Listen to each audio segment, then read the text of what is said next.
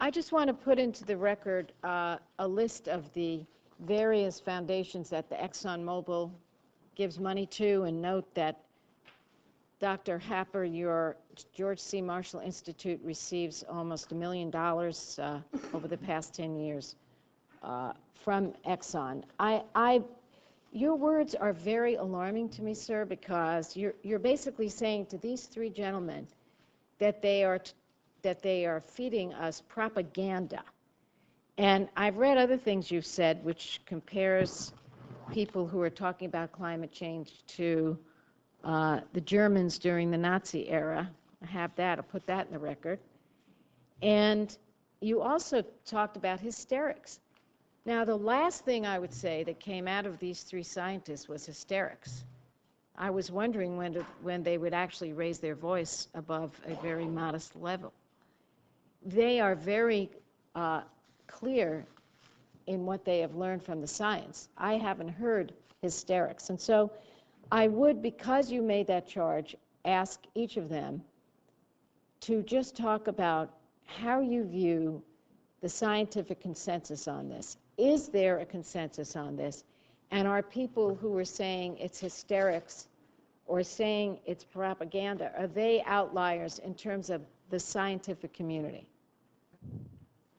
To when we were fine? Plasticine, I think, was the comment. Well, you know, most people think primates Okay. evolved about 80 million years ago. Okay, there you go. I don't even know how to say this, but a lot has happened since then in terms of where people are living and working. We have a society now. So to say go back to those days, I shudder to think of what it means is going to happen. So either I'm missing something, or you just don't seem to think times have changed. Well, I don't. Extra minutes because of this, but I feel this is really the most extraordinary argument I've ever heard, that we could go back to the times that were so long ago and everything would be fine. You need to talk to me about it. I mean, we're trying to preserve society as we know it, and Dr. Happer says, just go back to the way it was 50 million years ago. I'm not telling that to my grandkids. Thank you. Well, to the panel, you've been very gracious with your time, and I'm very grateful to all of you for coming, all of you, including our dissenter, because I think we got somewhere today. I now see it clearly.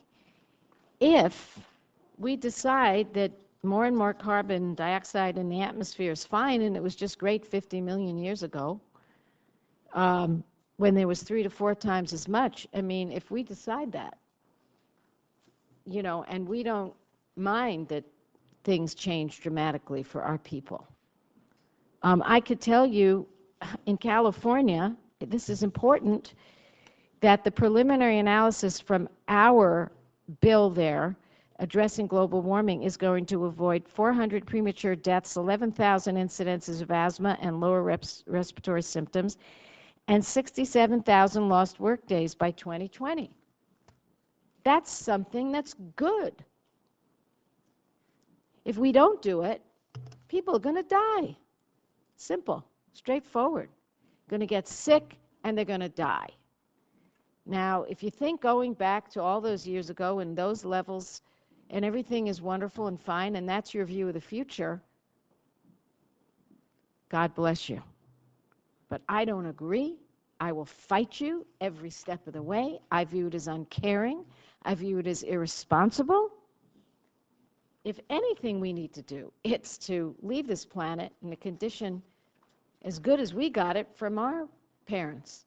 We're going to work at it in this committee. We're going to have that choice between my colleagues who say do nothing, the party of nope, versus do something, the party of hope. And in doing so, we're going to make our country far more prosperous.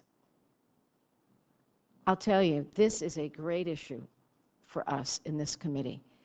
And nothing good comes easy. It was hard for this committee long before we were here to pass the Clean Water Act, the Safe Drinking Water Act, the Endangered Species Act, the Superfund program.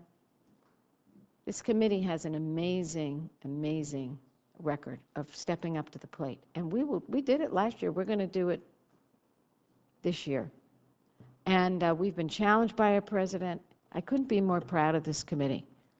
And Senator Inhofe and I, you know, we kid a lot, but we really do have a fondness for each other. On this issue, it's like Dr. Happer and Dr. Pachuri. I mean, it's just, we are definitely coming from a very different place, and as we see today, a very different time. I didn't really know it went back that far, but now this is giving me new energy for this fight. So thank you to my committee, both sides. Thank you to this illustrious panel. Maybe you didn't feel like you were helping us, but you really did help us today, all of you. And thank you very, very much, and we stand adjourned.